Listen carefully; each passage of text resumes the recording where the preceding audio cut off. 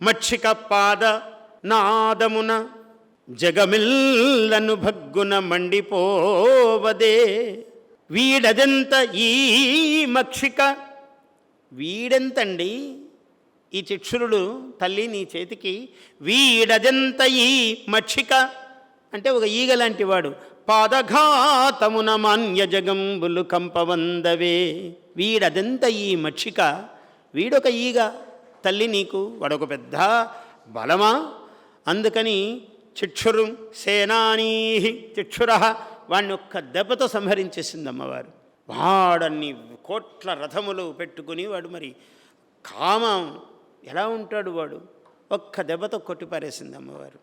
అలా చామరహ ఇంకొకడు వచ్చాడు.